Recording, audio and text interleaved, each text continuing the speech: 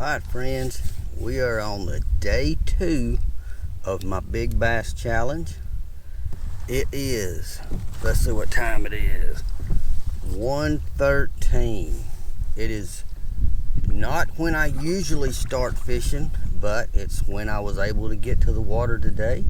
And you guys hang around, we're going to see if we can't drag a big one up out of the depths. And I'm about to get set up on a long, big, deep point, so hang around.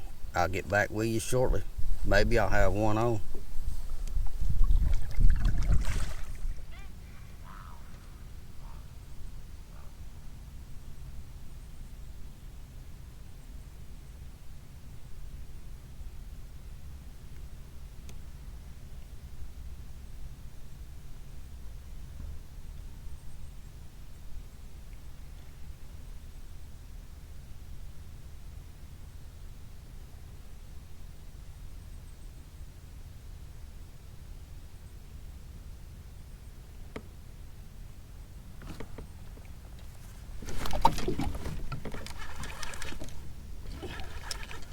There's just a bite.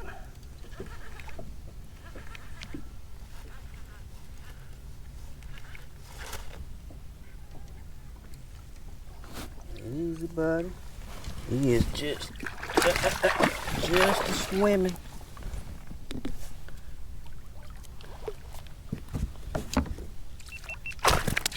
Oh, he was barely hooked and he came off. Well, I didn't get him in the boat.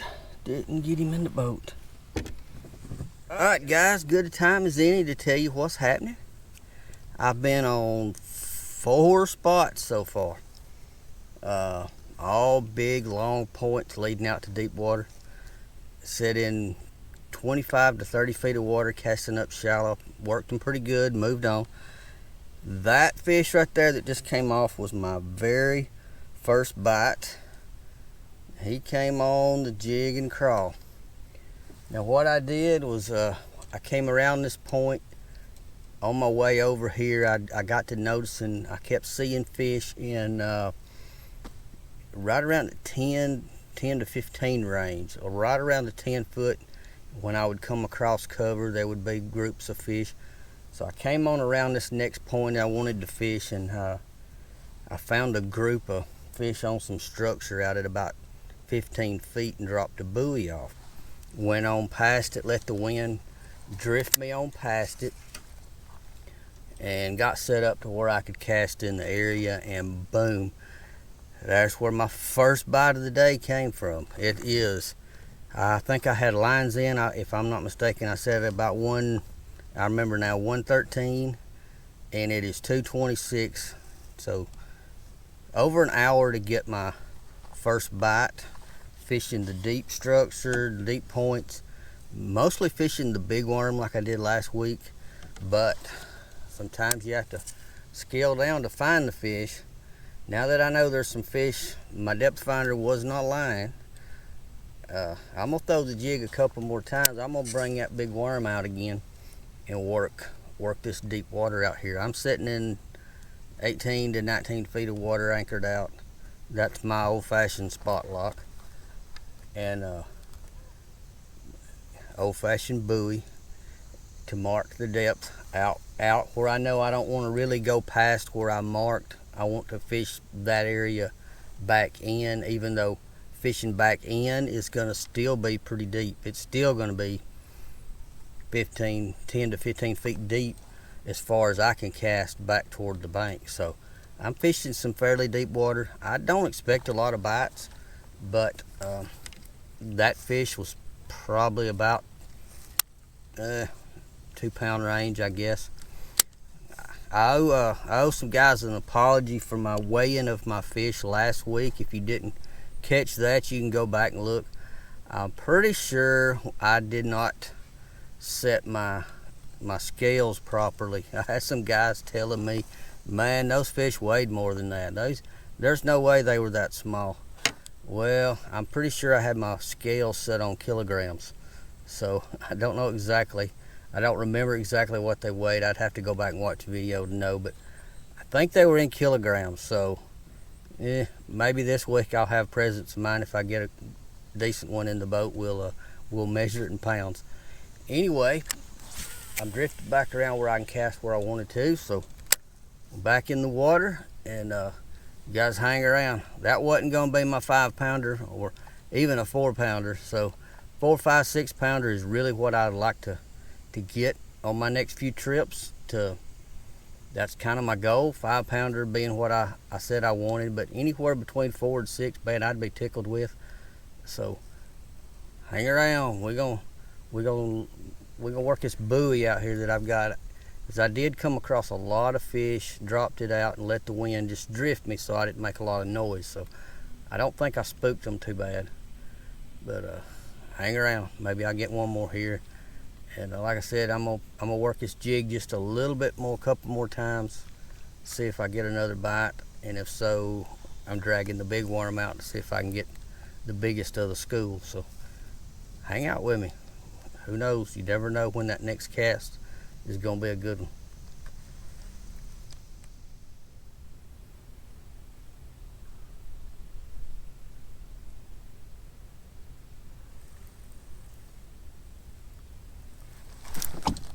Oh, it was a fish. I thought I had a stump. Get on down, buddy.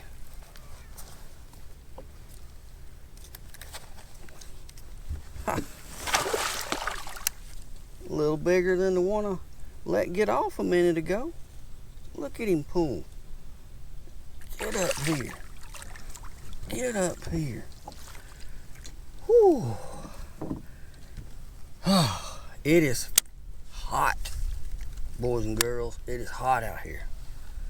The water is 88 degrees. And the jig bite ain't too shabby. Let's see if I can. Oh, man. If you don't get a hold of them, they'll mess you up. Oh, give me my jig, buddy. There we go. There we go. Old Mulberry River football head jig. Check him out. How about that? Alright, tell you what I'm gonna do. I'm gonna go ahead and get my scales and try to get me a little measurement. A weight. And we're gonna make sure it's on pounds today. But come on, it may be so hot, it may be burned up. There we go. Pounds. 0. How much? Oh, yes. Get my net out. I believe that shows 3-4. And I think a couple of my fish last week. Oh, back to water. See ya. We're probably in that range. But 3-4, number 1 on the board. 2 pounds away. That's all right. It's fun. It's getting bites. And it's getting them where some big fish should be living, should be hanging. I don't know if you can see my little buoy back there behind me, but it's an old school method of just putting out a marker buoy in an area where the fish, you locate a brush pile, a big rock, a group of fish holding at a certain depth, and you come past it. You can drop that buoy out. It makes very little commotion in the water. And what I like to do is, if the wind's drifting me past that area, is just drop it out as I go past where the fish are showing. Just using a little Garmin Striker 4 simple $100 unit works for me. It's worked for me for years and years. And the trick is use the wind to your advantage, so you You don't paddle or you don't run your motor all over the place over your fish. If you're drifting over those fish or coming across them anyway, go ahead and drop your buoy out in a spot you want to remember and you want to get close to. Drop it out. Go on down the bank, let the area chill out for just a second, and then work your way back to it. It doesn't have to be the exact spot the fish were, but really close, and you'll have an idea. Hey, they're going to be past that buoy, they're going to be the left of that buoy, the right, or in front of it. Just common sense goes a long way in the world, and it's the same way in the fishing. Common sense, it's easy tools to use. And that particular buoy I just made out of a pool noodle, so it works as good as anything you can buy. Anyway, I'm gonna reset up, check my line. I think it's probably frayed. I've had 2 fish on, one came off, one didn't.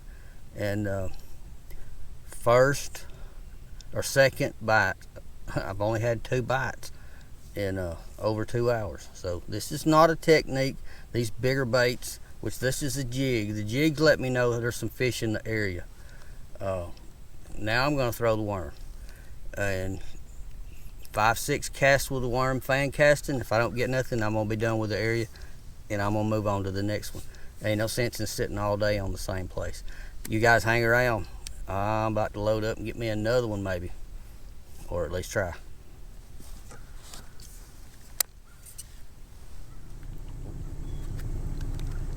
Alright guys, well, I'm heading to my next spot. I want to show you guys my marker buoy that I was talking about earlier that I was using. It's about as simple a little marker buoy as you can have. It's nothing more than a couple pieces of pool noodle, and you can use the small size or you can use the big size. It doesn't matter. Tied together so that there's 2 pieces together, so it'll lay flat like that when it's on the water. 15 to 20 pound, you can use heavier if you want, it's not really necessary. 15 to 20 pound line with an ounce or 2 weight, and that is as good of a marker as I've ever used. Store-bought or whatever, it works really well. It comes off it just unrolls itself. The weight's heavy enough to flip it over. When the weight gets to the bottom, it lays flat on top, just like that. The wind and the waves, it stays put. It's a very inexpensive little tool and works very well if you just want to mark the end of a point and back off of it and throw around it, or if you're looking for stumps or brush piles, and they may be 15-20 feet deep and you want to keep them exactly in your head where to throw to. These are great. They cost very little. You could probably make quite a few of them for 10 bucks. I mean, a pool noodle doesn't cost very much, and you can use however much. I think I put about 50 or 60 feet of line, maybe a little more. I don't usually want to anchor. I'm not going to anchor in any deeper than that, so I don't need to, I don't need that much line on here. 50, 60 feet, and an ounce or 2 of weight's all it takes to flip it over in the water and hold it steady in the wind. And today hadn't been that much wind, so there hasn't been an issue with that.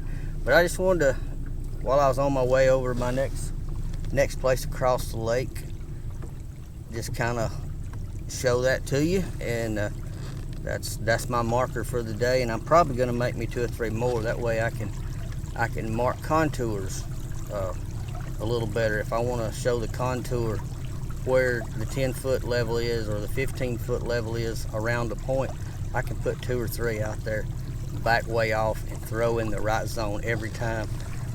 Real good way to keep your spot in your head.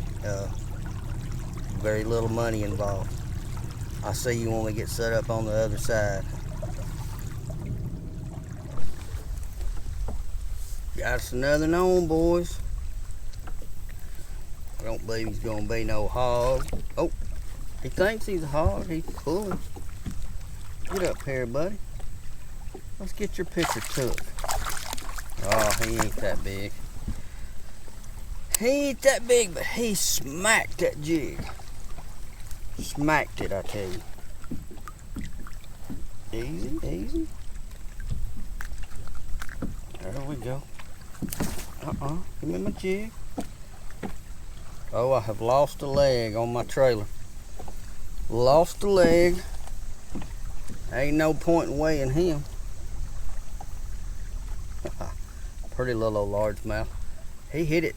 He hit it pretty hard though. I knew I had a bite. An acrobat fish.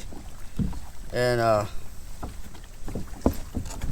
he was probably about 12 feet deep and hit that thing.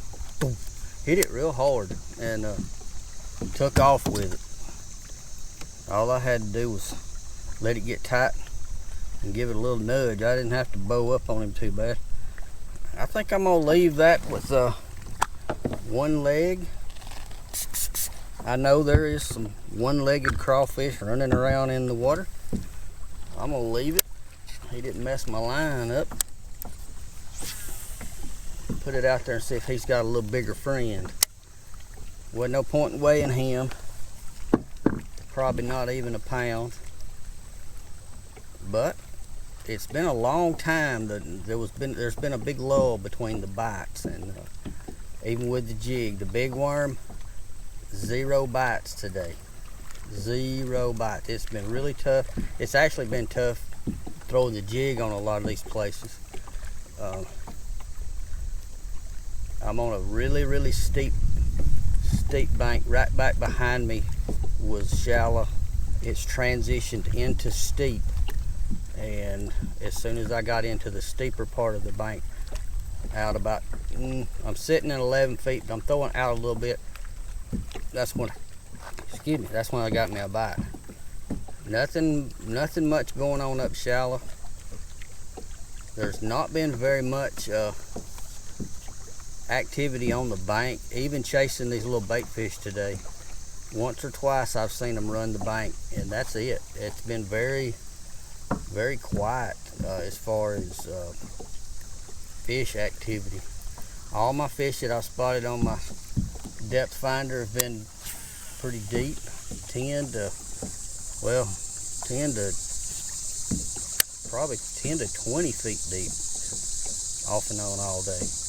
They may be moving up. We're fishing the shady side of the lake now. It's on in the evening, pushing 5 o'clock, and it's still hot, but we're in the shade, which is a lot better. So we're gonna work this bank, and maybe there's a bigger one lurking around here somewhere.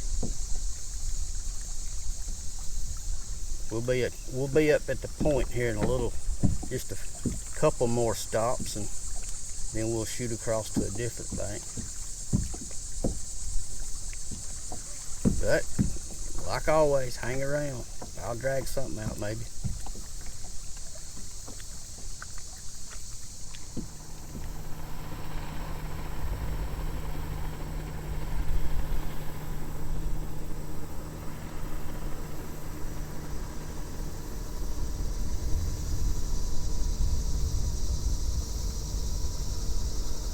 Bite, boy.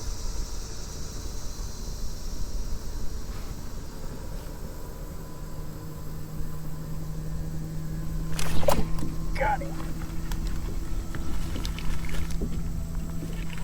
Might be a good one.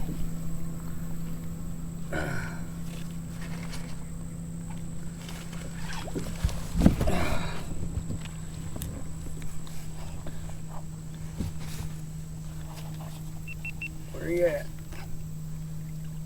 Oh, come in here. Get in here. Man. All that. He wasn't near as big as I thought he was. But he smacked that big old, oh, cut it out. Big old worm.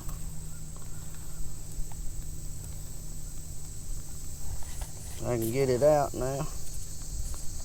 We'll get him back in the water. One.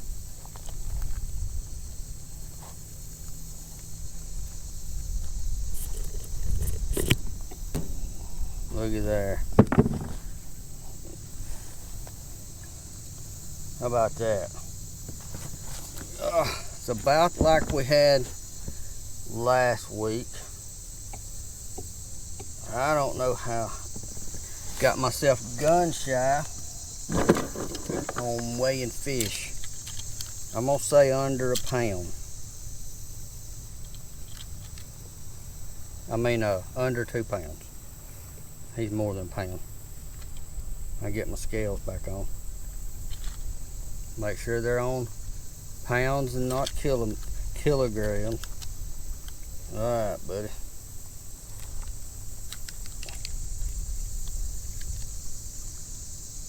Get some zeroed out here.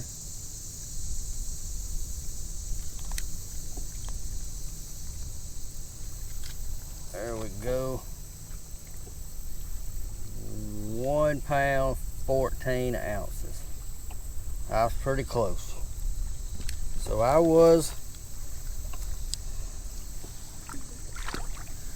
should have realized that my scales weren't set right last week. I apologize for the inaccuracy of my fish weighing last week. Pretty sure we were all thinking they were like a pound, and I think they were in the 2 pound range. So maybe things are picking up, don't know. But he lit this big old bad boy up right here. I had no doubt that I had a bite. I felt around with him for a minute just to make sure, but yeah, I have bit that worm off like 3 times, and I still got a bigger worm than I would normally use. But hey, if it works, don't mess with it. So we're gonna put him back out there.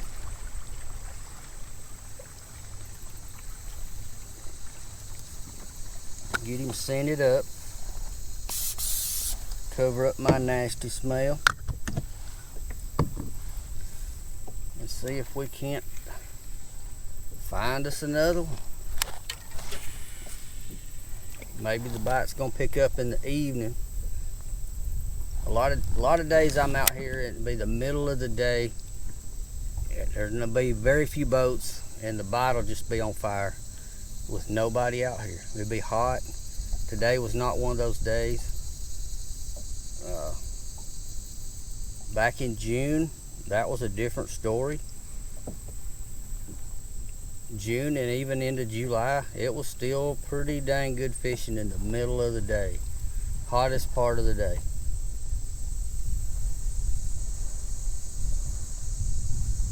On into August, it's kind of changed. Morning back to evening. You still get some bites during the day, but not finding those days when it's just fire all the time. Every now and then you get in the right moon phase or whatever, and you'll have one of those days that, man, they're just killing it. But on average, it still seems to be the best morning and evening.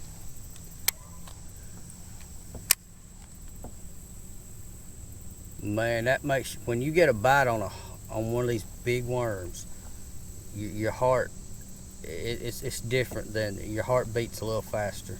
It's different than getting a bite on a jig or a worm or a spinnerbait or whatever, because you know the chances that, man, this may be a monster. I think I just got me a monster tree. Anyway, I'm gonna have to go get that off. Try it one more time. See if I can pop it loose. Nope, gonna have to go get it. And I think I'm gonna set up on the other side of the point, since I'm gonna have to ride up on this one, and I'll work my way back out this way instead of this way. And sometimes that makes a huge difference, the way you set up on a point. So we're gonna try it. We're gonna cross it up, fish both ways, and fingers crossed. Let's go get them.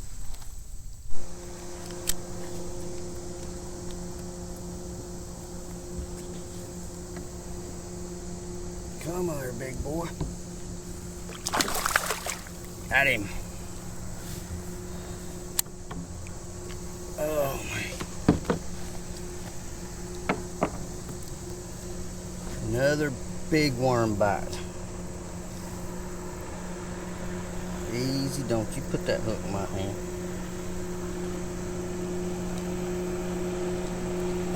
Man, he wasn't coming off. Oh, he's hung in a net. That's why it looks like it did.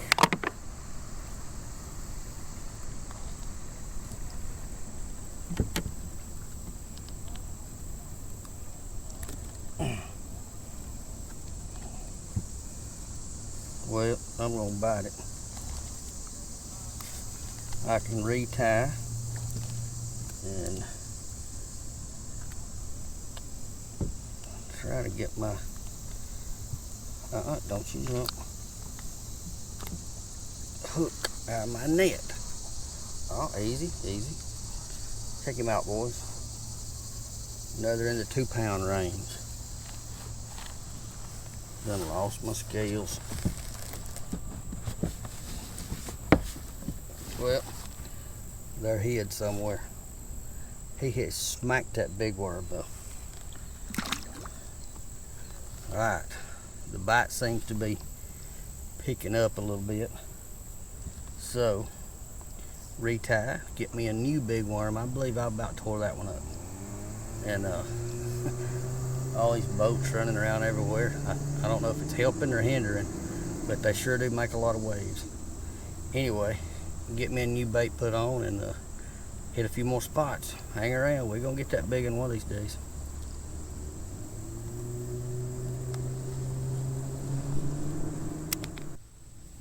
Alright, my friends, day 2 Big Bass Challenge is about to wind up. Sun's getting low and I'm getting hungry. It's almost supper. And that elusive 5-pounder is still swimming in the lake somewhere.